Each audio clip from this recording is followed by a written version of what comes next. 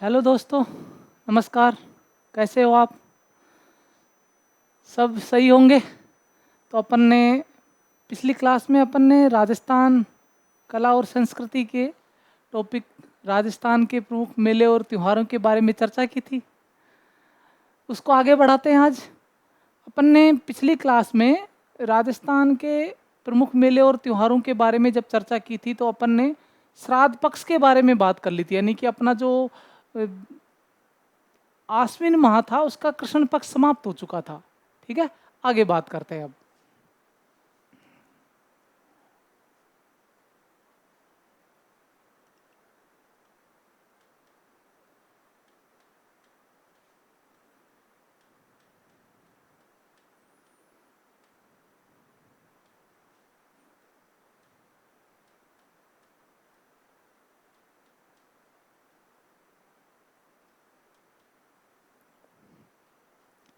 आज अपन बात करते हैं आश्विन माह की। और आश्विन माह में जब अपन बात कर रहे हैं तो अपन ने बात की थी कि अपना जो श्राद्ध पक्ष वाला जो था और सांझी वाला जो त्योहार था वो आश्विन कृष्ण पक्ष की जो अमावस्या आती है वहाँ पर समाप्त हो चुका था। तो अब आश्विन शुक्ल पक्ष की बात करते हैं।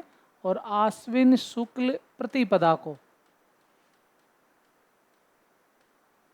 आश्विन शुक्ल प्रतिपदा को एक त्योहार आता है जिसको अपन बोलते हैं शारदीय नवरात्रा।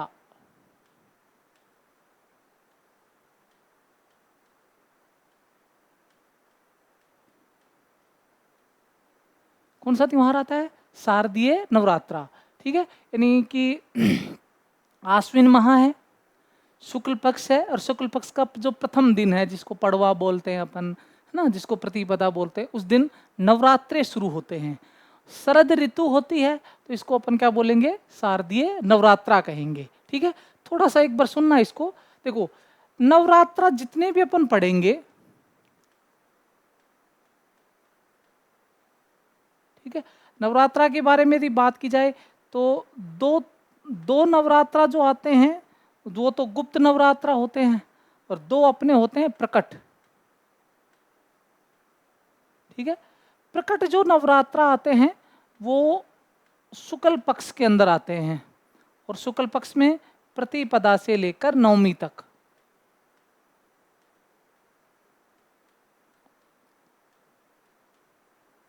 ठीक है, इधर यदि गुप्त नवरात्रा की बात करें तो ये भी वही प्रतिपदा से लेकर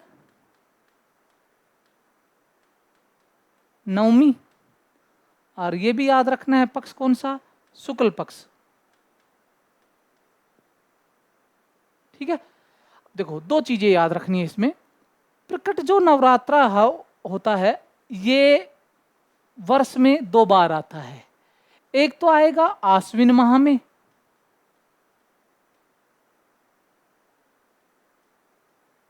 आश्विन माह में, ठीक है, और दूसरा आएगा चैत्र माह में। आश्विन वाला जो नवरात्रा होता है इसको शारदीय नवरात्रा बोलते हैं,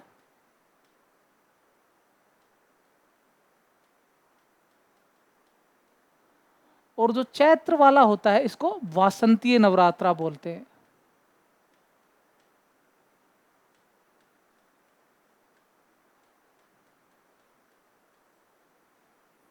ठीक है, ये याद रखना है। यानी कि और यदि सिंपल भाषा में बात की जाए तो जितने भी अपने नवरात्रे हैं वो सारे के सारे शुक्ल पक्ष की प्रतिपदा से लेकर नवमी के बीच आते हैं। ठीक है, प्रकट जो नवरात्रे होते हैं वो चैत्र माह में और आश्विन माह में आएंगे। चैत्र वाले के समय बसंत ऋतु होती है तो उसको अपन बोलेंगे वासंतीय नवरात्रा। ठीक है, आश्विन माह में शरद ऋतु होती है तो उसको क्या बोलेंगे? शारदीय नवरात्रा। ठीक है, इधर यदि बात करें तो ये तो आषाढ़ में आता है और माघ में आता है।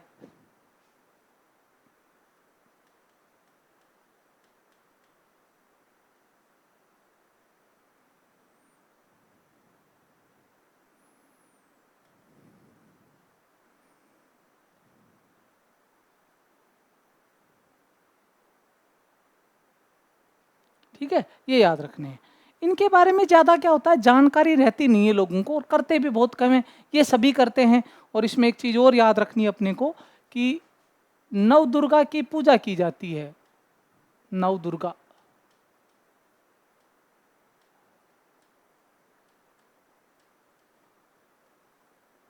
घरों में घट स्थापना की जाती है और नव दुर्गा की क्या की जाती है, पूजा की जाती है। ठीक है, आगे बात करते हैं। देखो ये 9 दिन चलते हैं, अभी बात की। तो एक महत्वपूर्ण त्योहार आता है इसी बीच अपना,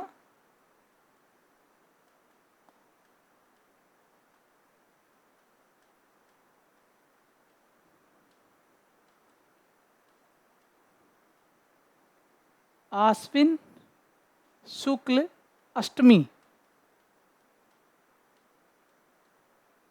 और आश्विन शुक्ल अष्टमी को अपना जो त्योहार आता है उसको अपन बोलते हैं दुर्गा अष्टमी का त्योहार।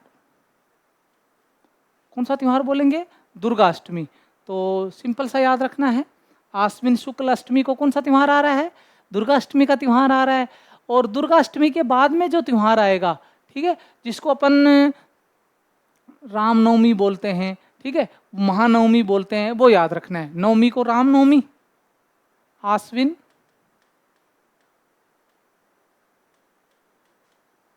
शुक्ल नवमी, ठीक है, इसको अपन बोलेंगे रामनवमी, या इसी को बोलते हैं अपन महानवमी। ये याद रखना है। ठीक है, दुर्गा अष्टमी का जो त्योहार है वो याद रखना है। सर्वाधिक जो फेमस है वो बंगाल का है। सर्वाधिक फेमस कहाँ का है, बंगाल का। ठीक है, नवरात्रे समाप्त हो रहे हैं, ज़्यादातर घरों के अंदर अष्टमी के दिन भी समाप्त कर लेते हैं, नवमी के दिन भी समाप्त कर लेते हैं। तो याद रखना है आपने, ये जो नवरात्रे अभी अपन ने आश्विन शुक्ल प्रतिपदा से शुरू किए और नवमी तक जो चले हैं, ये शारदीय नवरात्रे हैं। ठीक है, आगे बात करते हैं। अब एक प्रमुख त्योहार आ रहा है जहाँ से बहुत बार प्रश्न पूछा गया है, तो ये इसकी तिथि याद रखनी है।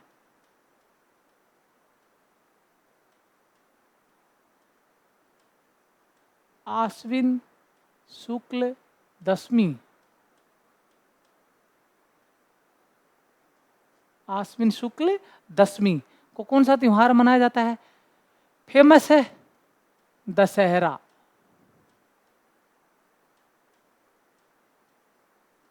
कौन सा त्योहार मना रहे हैं, दशहरा। भगवान राम ने इस दिन रावण का क्या किया था, वध किया था। यानी एक प्रकार से देखे जाए तो बुराई पर अच्छाई का जो प्रतीक है, जिसको अपन कौन सा त्योहार के रूप में मनाते हैं, दशहरा। ठीक है, सत्य पर असत्य की, यानी सत्य जो है उसकी किस पे जीत हुई थी, असत्य पर जीत हुई थी। उसको अपन एक त्योहार के रूप में मनाते हैं, जिसको क्या बोलते हैं, दशहरा। यानी भगवान राम ने रावण का क्या किया था, इस दिन वध किया था। तो उसके उपलक्ष्य में अपन एक त्योहार मनाते हैं, जिसको अपन क्या कहते हैं, दशहरा। सभी को पता है ज़्यादातर, लेकिन जो प्रश्न पूछता है वो इम्पोर्टेंट है, सुनना। एक तो इस दिन क्या होता है कि अपने एक वृक्ष है, राजस्थान का राजकीय वृक्ष खेजड़ी वृक्ष की पूजा की जाती है। ये इंपॉर्टेंट है। क्या हो रहा है, खेजड़ी वृक्ष की क्या की जा रही है, पूजा। ठीक है, अब खेजड़ी जो वृक्ष होता है वो राजस्थान का राजकीय वृक्ष है, राज्य वृक्ष। कौन सा है, खेजड़ी। यानी राजस्थान में जिस वृक्ष का बड़ा महत्व होता है वो कौन सा है, खेजड़ी। अपन ने अभी अमृता देवी विश्नोई स्मृति मेले की बात की थी पिछली क्लास में, उसमें भी अपन ने बात की थी कि खेजड़ी के वृक्ष काटे जा रहे थे। तो राजस्थान में खेजड़ी का वृक्ष का क्या है, बड़ा महत्व है। ठीक है, आगे यदि बात करें तो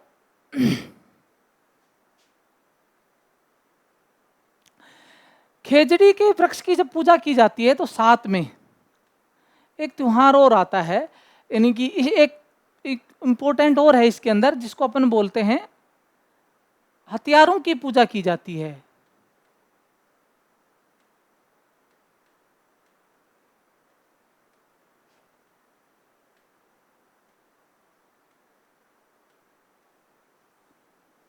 हथियारों की क्या की जाती है, पूजा। प्राचीन समय से ही अपना जो मारवाड़ वाला जो क्षेत्र रहा है, राजस्थान वाला जो क्षेत्र रहा है, वहाँ पर युद्ध जनित वातावरण रहे थे, ठीक है, पश्चिमी सीमा से लगातार आक्रमण होते रहते थे। तो इस वजह से अपने यहाँ के लोग ज़्यादातर युद्धों के अंदर जाते रहते थे, और युद्धों में जब जाते थे तो एक दिन ऐसा होता था जिस दिन ये लोग अपने हथियारों की क्या करते थे, पूजा करते थे। और वो दिन कौन सा है? दशहरा। कहानियाँ अलग अलग बनाई गई, ठीक है। यहाँ पर कहानी बनाई गई भाई खेजड़ी वृक्ष की पूजा क्यों की जाती है, और ये प्रश्न कई बार पूछा जा चुका है। हथियारों की जो पूजा है वो भी इसी दिन की जाती है। एक चीज़ और याद रखनी है, इस दिन एक पक्षी का बड़ा महत्व होता है जिसको अपन बोलते हैं लील टांस,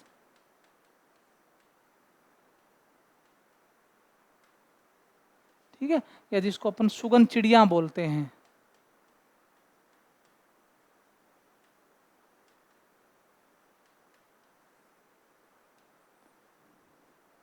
क्या बोलते हैं? सुगन चिड़िया।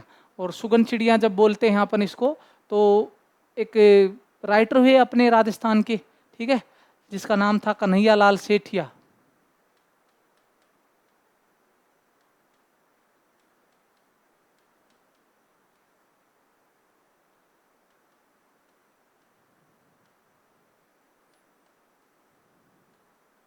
और कन्हैया लाल सेठिया ने कविता लिखी जिसका क्या नाम था? लील टांस। तो ये दो तीन चीज़ें इंपॉर्टेंट है अपने लिए। एक चीज़ और याद रखनी है कि खेजड़ी जो वृक्ष है उसके ऊपर डाक टिकट जारी किया गया था, ठीक है, और डाक टिकट का याद रखना है 5 जून 1988 को, ये याद रखना है।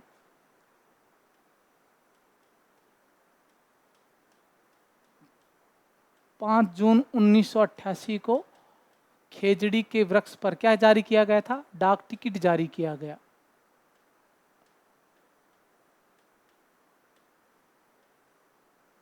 क्या जारी किया गया था? डाक टिकट, ठीक है। तो ये इंपॉर्टेंट है, सुनना वापस से। अब आश्विन शुक्ल दशमी को एक प्रमुख त्योहार आता है जिसको अपन क्या बोलते हैं? दशहरा। इस दिन भगवान राम ने रावण का क्या किया था? वध किया था। उसके उपलक्ष्य में अपन क्या मनाते हैं? दशहरा का त्यौहार मनाते हैं। दशहरे के त्यौहार के दिन राजस्थान के अंदर खेजड़ी वृक्ष की पूजा की जाती है, ठीक है। खेजड़ी वृक्ष को अपन राजस्थान का राज्य वृक्ष या राजकीय वृक्ष कहा जाता है, जिसके ऊपर डाक टिकट 5 जून 1988 को जारी हुआ था। इसी दिन हथियारों की क्या की जाती है? पूजा की जाती है। इस दिन लीलटास पक्षी या सुगुन चिड़िया के दर्शन हो जाएं तो उसको शुभ माना जाता है। और कन्हैया लाल सेठिया ने इसी लीलटास पक्षी के ऊपर आधारित एक कविता लिखी थी जिसका क्या नाम था? लीलटास, ठीक है। अब एक प्रश्न और इंपॉर्टेंट बनता है, उसको सुनना है कि राजस्थान में जो दशहरा का जब मेला भरता है, पहले याद रखना दशहरा का मेला, तो भारत के अंदर दशहरे के मेले की यदि बात की जाए तो मैसूर का प्रसिद्ध है।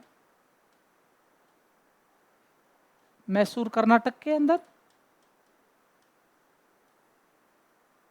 ठीक है, और यहां का मेला प्रसिद्ध है। दूसरा यदि राजस्थान की यदि बात करें तो कोटा का फेमस है।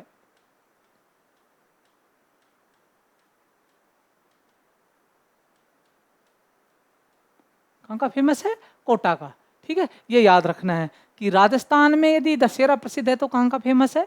कोटा का। और भारत के अंदर फेमस है तो कहां का है? मैसूर का। अब वो प्रश्न अलग ढंग से पूछता है कि राजस्थान का जो प्रसिद्ध दशहरा का मेला कोटा में भरता है, किसके शासनकाल में शुरू हुआ? सबसे पहला प्रश्न है किसके शासनकाल में शुरू किया गया, ठीक है। तो ये याद रखना है कब शुरू हुआ या किसके शासनकाल में। तो कोटा के उस समय जो शासक हुआ करते थे, कोटा के शासक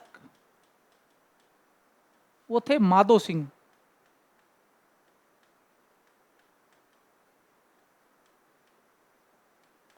ये याद रखना है, ठीक है। उसके बाद कुछ समय के लिए बंद हो जाता है, फिर वापस पुनः शुरू किया था और उसके काल से ज्यादा प्रसिद्ध हुआ। यानी किसके काल में ज्यादा प्रसिद्ध हुआ वो याद रखना है, और वो है कोटा के ही हैं, कोटा के शासक उम्मेद सिंह।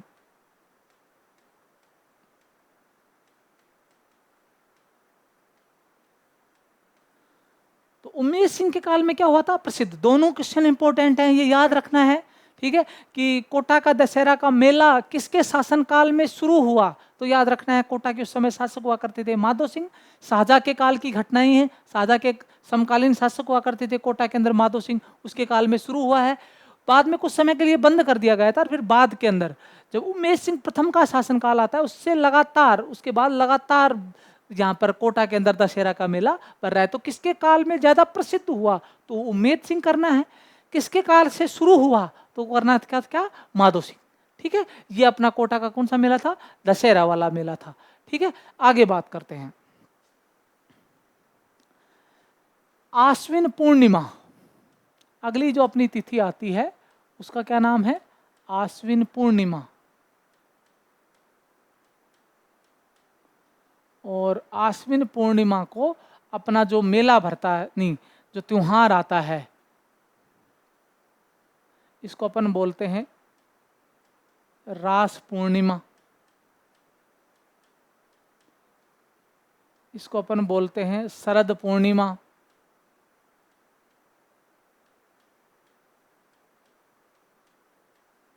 क्या बोलते हैं, शरद पूर्णिमा, ये याद रखना है।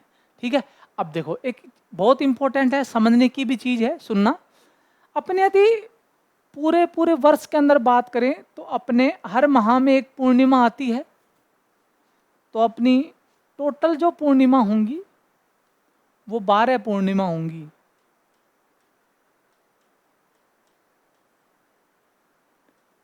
कितनी होंगी, 12 पूर्णिमा। पूर्णिमा के दिन चंद्रमा संपूर्ण अपनी कलाओं के साथ क्या होता है, उदित होता है। ठीक है, प्रकाश में रात्रि होती है उस दिन।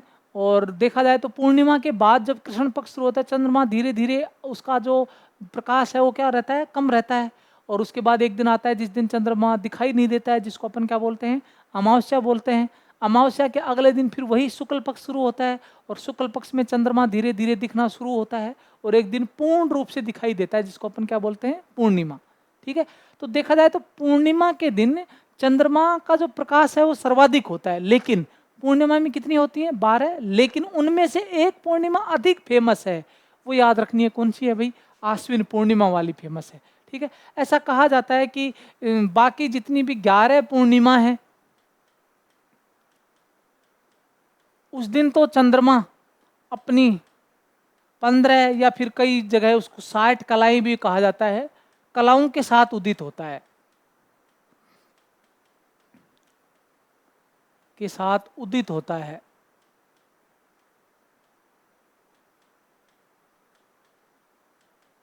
ठीक है, लेकिन आश्विन पूर्णिमा वाले दिन चंद्रमा अपनी संपूर्ण 16 या 64 कलाओं के साथ उदित होता है। कलाओं के साथ उदित होता है। ठीक है, ये याद रखना है। तो निश्चित रूप से देखो, जब उसकी 15 या फिर 60 जो कलाएं थी, जब उनके साथ उदित हो रहा तो भी सर्वाधिक प्रकाश था। अब इससे क्या होगा, अधिक होगा यहाँ पर प्रकाश। तो इसी वजह से आश्विन जो पूर्णिमा वाली जो रात्रि होती है वो सर्वाधिक प्रकाश में रात्रि होती है, सर्वाधिक प्रकाशमय रात्रि जो होती है वो आश्विन पूर्णिमा वाली होती है। और इसी वजह से अपने मारवाड़ के अंदर, जिसको अपन मारवाड़ महोत्सव भी बोलते हैं,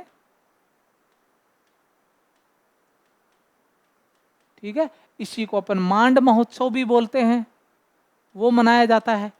और ये याद रखना है, मारवाड़ महोत्सव या फिर जो मांड महोत्सव, ये कहाँ का फेमस है, जोधपुर का। और इसी समय चित्तौड़ के अंदर एक महोत्सव मनाया जाता है जिसको अपन क्या बोलते हैं, मीरा महोत्सव। ये 2 चीजें याद रखनी है। कहां पर मनाया जाता है, चित्तौड़ में। ठीक है, वापस सुनना है। आश्विन पूर्णिमा को अपन शरद पूर्णिमा बोलते हैं, रास पूर्णिमा बोलते हैं। रास पूर्णिमा इसलिए कहा जाता है कि ऐसी मान्यताएं हैं कि भगवान श्री कृष्ण ने इस दिन रास नृत्य किया था, तो अपन क्या बोलते हैं, रास पूर्णिमा बोलते हैं। घरों के अंदर क्या करते हैं इस दिन कि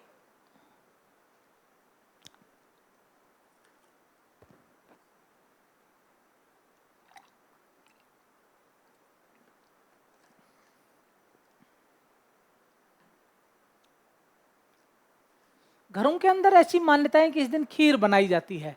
ठीक है, और खीर को उस रात्रि के समय अपन जब बनाते हैं तो उसको एक बर्तन में रखकर, कटोरी में रखकर और खुले आसमान के में रख दिया जाता है। ऐसी मान्यताएं हैं कि इस दिन अमृत वर्षा होती है, और फिर दूसरे दिन सुबह जब अपन उठते हैं तो वही खीर अपने को खाने को मिलती है। ठीक है, तो ऐसी मान्यताएं हैं कि इस दिन अमृत वर्षा होती है। अपनी पुराने जितने भी पौराणिक ग्रंथ हैं उनके अंदर अपनी ये मान्यताएं चली आ रही है पुरानी। तो ये सिर्फ 2-3 चीजें याद रख ली, लेकिन सर्वाधिक जो इंपॉर्टेंट है वो 2-3 चीजें हैं। एक तो ये पूछता है मारवाड़ महोत्सव कहाँ मनाया जाता है, तो मारवाड़ महोत्सव या मांड महोत्सव कहाँ पर, जोधपुर में। अब वो ये पूछ सकता है कब, तो याद रखना है कब, आश्विन पूर्णिमा को याद रखना है, या फिर अपने को याद रखना है, देखो मीरा महोत्सव कहाँ पर मनाया जाता है, चित्तौड़ में, और कब मनाया जाता है, आश्विन पूर्णिमा को। ठीक है, अब आश्विन पूर्णिमा आ चुकी है, तो आश्विन पूर्णिमा आ गई है, इसका अर्थ यह हुआ कि अपना जो आश्विन माह है वो क्या हो गया है, समाप्त हो गया है। ठीक है, आगे चर्चा करते हैं। अब अपना जो अगला जो माह है वो है कार्तिक। और मैंने पहली क्लास में बताया था कि कोई भी जो माह होता है वो कृष्ण पक्ष से शुरू होता है, तो कार्तिक कृष्ण चतुर्थी को, कार्तिक कृष्ण चतुर्थी को एक त्योहार आता है जिसको अपन क्या बोलते हैं, करवा चौथ। क्या बोलते हैं, करवा चौथ। देखो मैंने जब आपको भाद्रपद शुक्ल चतुर्थी का त्योहार पढ़ाया जिसको अपन बोलते हैं गणेश चतुर्थी, उस समय बताया था कि अपन ने को चतुर्थी केवल और केवल शुक्ल पक्ष की केवल एक ही याद रखनी है, और वो कौन सी थी, गणेश चतुर्थी। बाकी जितने भी अपनी चतुर्थी आएंगी वो सारी की सारी जो अपने को याद रखनी है वो कृष्ण पक्ष के अंदर आएंगी, वही अपने लिए इंपॉर्टेंट है। और उनमें से देखो एक आ गई, कार्तिक कृष्ण चतुर्थी, कौन सा चौथ, करवा चौथ। महिलाएं अपने पति की दीर्घायु के लिए इस दिन क्या रखती हैं, व्रत रखती हैं। उसी त्योहार को अपन क्या बोलते हैं, करवा चौथ। सभी को ज्यादातर इस त्योहार के बारे में पता है, तो लेकिन ये याद रखना है ये त्योहार आता कब है। ठीक है, वो सारे जो ऑप्शन देगा अपने को उसके अंदर सारे के सारे कृष्ण पक्ष की चतुर्थी देगा। ठीक है, तो ये याद रखना है कौन से मंथ में आ रहा है, कार्तिक। ठीक है, चौथ से पता लग जाएगा चतुर्थी, लेकिन याद रखना है चतुर्थी सारी की सारी कौन से पक्ष में, कृष्ण पक्ष में। किसको छोड़कर, गणेश चतुर्थी को छोड़कर, जो कब आती है, शुक्ल पक्ष में, भाद्रपद शुक्ल चतुर्थी को। ठीक है, तो ये करवा चौथ, यानी महिलाएं अपने पति की दीर्घायु के लिए जो व्रत करती हैं उसी को अपन क्या बोलते हैं, करवा चौथ बोलते हैं। ठीक है, रात्रि के अंदर जब चंद्रमा दिखाई देता है तो उसको, चंद्रमा को देखकर क्या करती हैं, अपना व्रत को समापन करती हैं। ठीक है, यानी यहाँ पर अपन बात करें तो महिलाएं जो हैं वो अपने पति के लिए क्या कर रही हैं, व्रत कर रही हैं।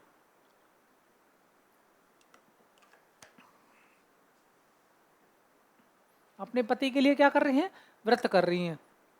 ठीक है, यानी पहले पति के लिए। अब देखो अगला जो त्योहार है उसको सुनना, कार्तिक कृष्ण अष्टमी, इसको अपन बोलते हैं अहोई अष्टमी।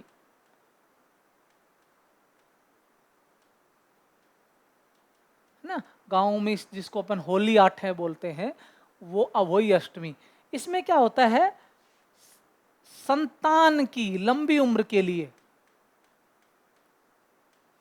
संतान की लंबी उम्र के लिए महिलाएं क्या करती हैं, व्रत करती हैं।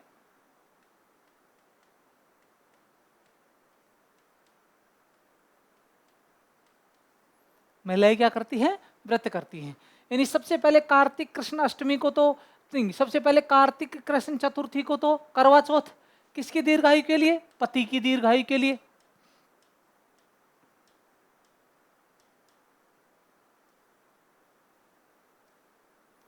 ठीक है, और यहां पर किसकी दीर्घायु के लिए, संतान, यानी पहले पति की दीर्घायु के लिए व्रत करो, उसके बाद किसके लिए, संतान के। ठीक है, और पहले के समय क्या होता था कि ज्यादातर जो युद्ध होते रहते थे उनमें जो पुत्र है वो जाते थे तो उनकी लंबी उम्र के लिए व्रत करते थे। वर्तमान में ऐसी कुछ बहुत सारी घटनाएं होती नहीं है, तो अपने जो पुत्र और पुत्री दोनों के लिए तो सिंपल सा वर्ड यूज करते हैं, संतान की लंबी उम्र के लिए महिलाएं जब व्रत करती हैं तो उसको अपन क्या बोलते हैं, अहोई अष्टमी।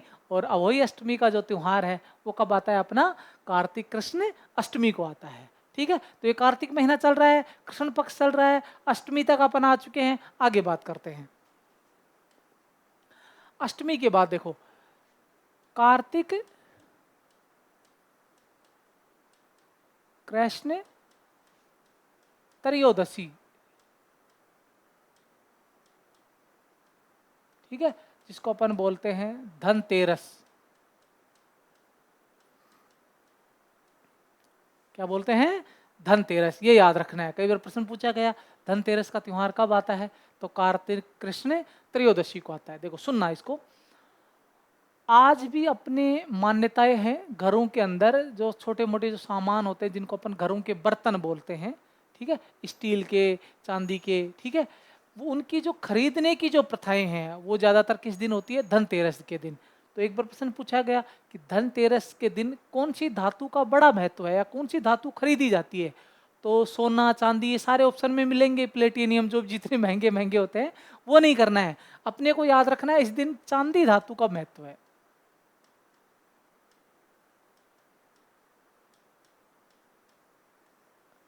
कौन सी धातु? चांदी धातु का क्या है? बड़ा महत्व है। एक चीज़ और भी है कि होता क्या है कि खरीफ की जो फसल होती है वो इस समय उसकी कटाई हो चुकी होती है, तो अपने ज़्यादातर जो यहाँ के राजस्थान के जो लोग होते थे वो कृषि आधारित हुआ करती थी।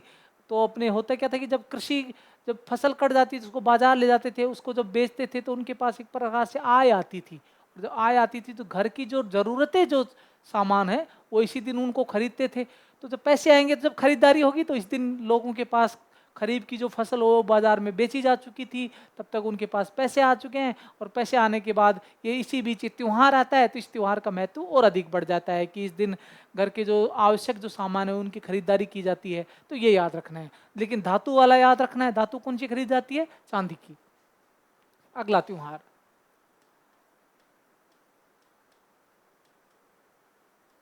कार्तिक कृष्ण चतुर्दशी।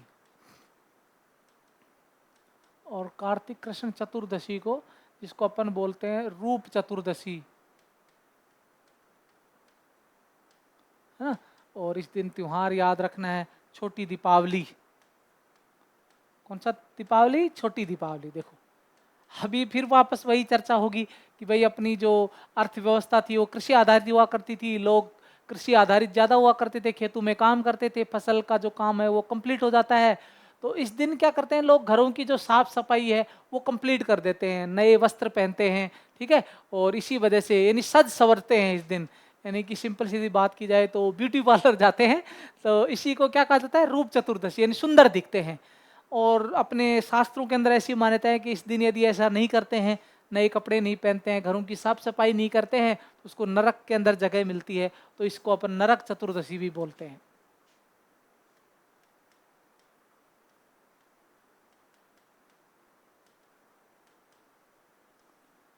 क्या बोलते हैं? नरक चतुर्दशी।